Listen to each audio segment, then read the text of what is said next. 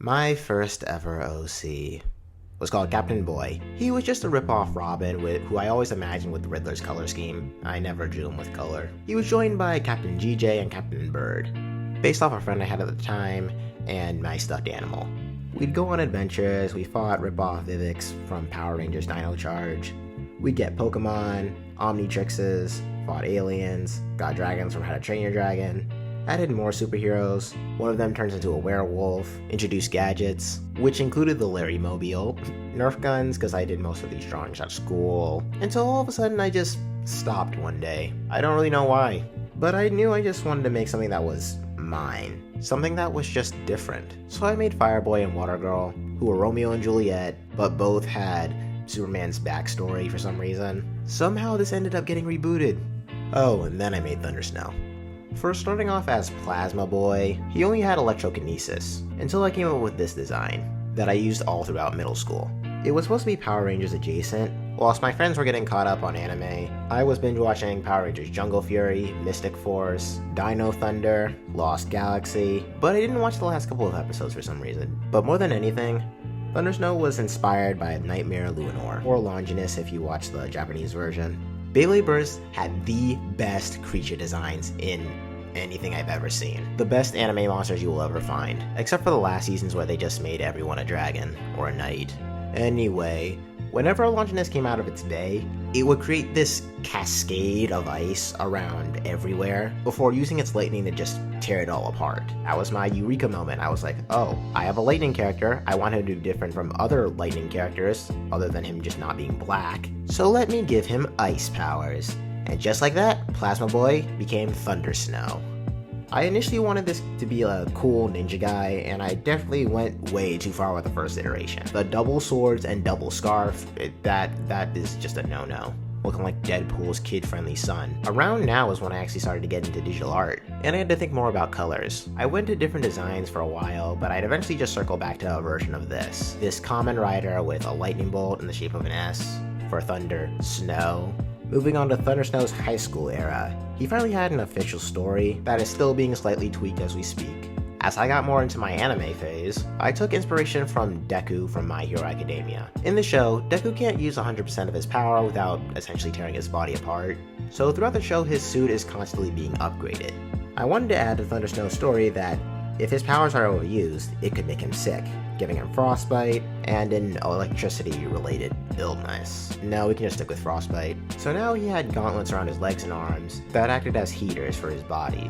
But heaters require a lot of energy, so why not put a battery on his suit that he can charge with his powers? So to recap, this suit prevents him from getting cold and grounds his electricity into a battery, making his general weaknesses a non-issue. With the caveat that it makes his water weakness a whole lot worse due to having exposed wires. When he's energized, his hair changes color, on top of having a dragon mask that shields his face, hides his identity, and changes his voice. I felt like this and the shoe were a way to keep the ninja aspect for Thundersnow. For a couple years I thought this design was actually pretty cool, but I grew to want a little less realism. Thanks to the Batman Begins and the early X-Men movies, there was this idea that comic book outfits sucked. And stuff like this started to become stuff like this.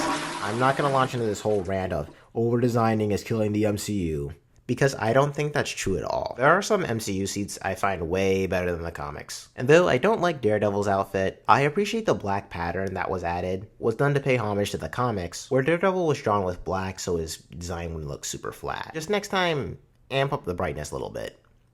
Okay, we're almost there.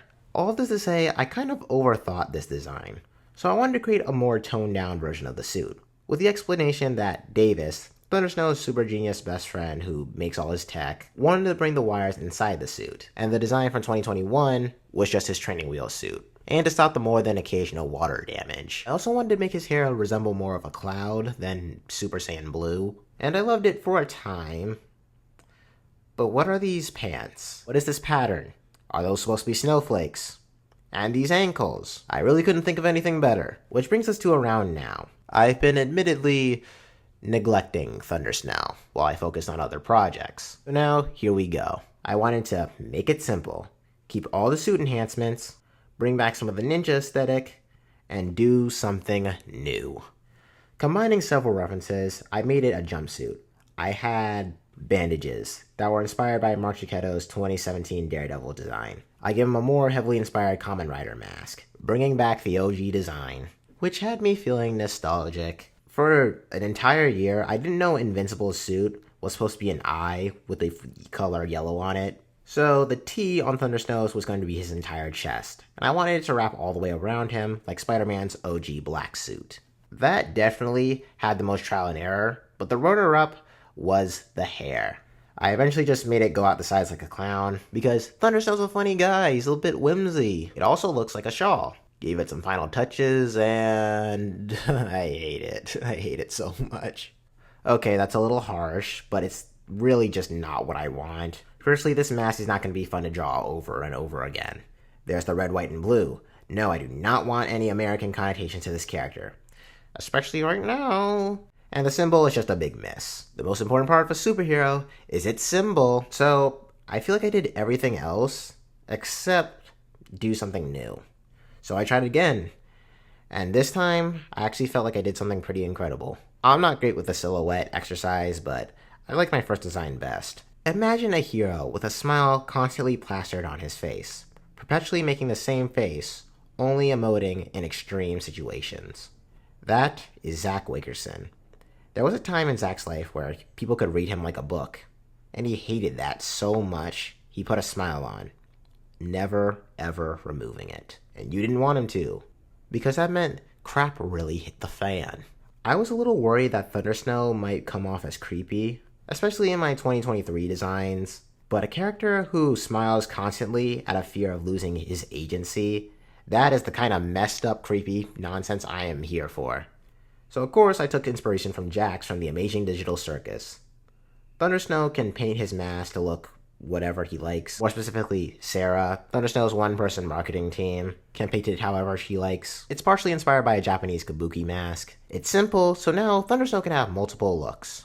A piece of advice that really resonated with me was from QRBit's video where she said, "Don't be afraid to look basic." I wanted Thundersnow to look like nothing anyone had ever seen, yet somehow pay homage to my childhood. I was too scared to use my own voice. So this design is a scream. An actual overhaul where I researched patterns, looked up ninja designs, drew those designs instead of just looking at them, and I was brought to this.